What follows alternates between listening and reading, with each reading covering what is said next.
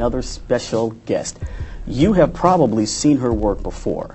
Vanity Fair, one of her films starring Oscar winner Reese Witherspoon, Karma Sutra, which I enjoyed a lot, Monsoon Wedding, and another film with a very small actor at the time, Mississippi Masala, starring Oscar winner Denzel Washington. She is with us today to talk about her new film, The Namesake. Director Mira Nair. How are you today? I'm very well, thank you. We're glad to have you on the show. Happy to be here. Now, how did you put this project together? Well, I read the book, on a plane. I was in a period of mourning myself for having buried someone very close to me.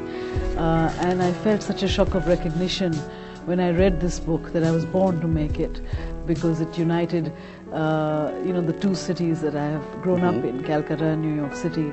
And, I felt like I had traveled almost exactly the road that the Ganggulis in the film, the family in the film, have traveled.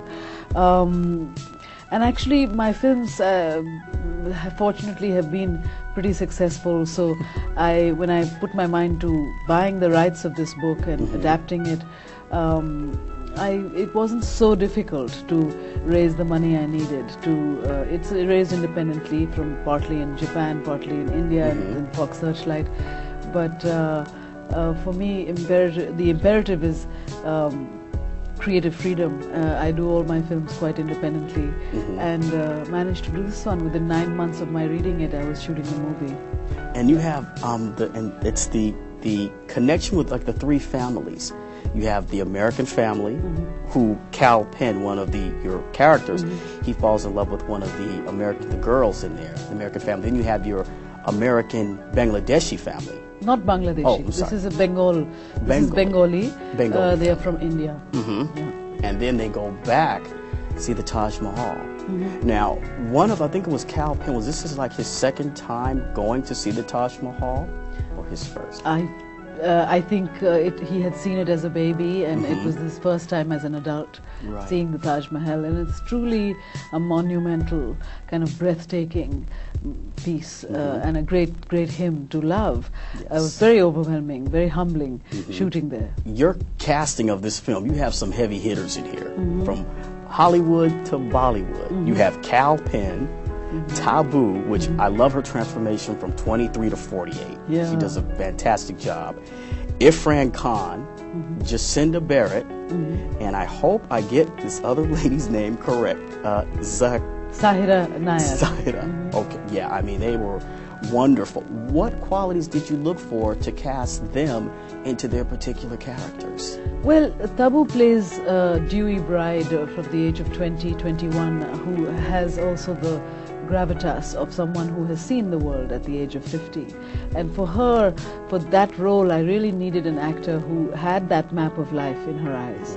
And Tabu is like our Kate Blanchett, she's like our Meryl Streep in India. She's a famous star who has done the most brave roles, as well. And I thought immediately of her because she has that map of life in her eyes. She can convince me that she is a bride, and at the same time as someone who has really experienced the blows of life. You can't direct that. I can direct a lot of people and a lot of non-actors and legends, but you can't direct whether someone has seen the world or not. Irfan Khan, who plays Ashok, is actually someone I discovered when he was 18 years old. His first film was my first film, Salam Bombay. And I've been since then looking for something that would do his caliber of actor justice, and he was always my Ashok from the very beginning. Cal Penn was cast by my 15-year-old son, Zoran, who just worships Cal, and said to me every night I would put him to bed, and he would say, "Mama, tell me in the morning it's Cal Penn. Tell me in the morning it's Cal Penn." So I have serious domestic pressure to cast Cal. And Jacinda Barrett, I think her work is pretty extraordinary, and she's a very intelligent actor, and I had sought her out. So this film is a story of 30 years between two countries, between India and America, and it gives me the possibility then to cast actors who come from both worlds. Yeah. Oh yeah, I think it's American themes. I mean, just the family interaction with each other.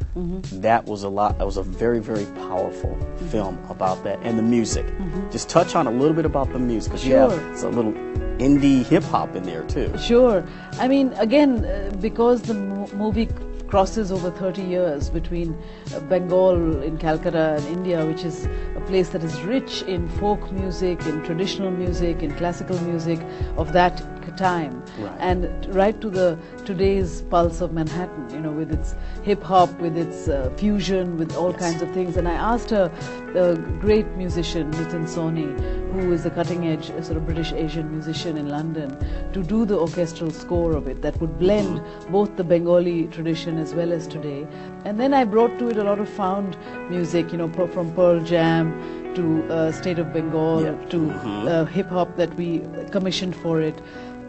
So it was like the very film itself. Very youth-oriented, so to speak. Yeah, very eclectic and very much of the sound of today as well as the sound of the traditional folk songs that we grew up with. Okay, we love the film, and thanks for coming on the show, Mira. Thank you very much. Thank you so much. Thank you. Yeah.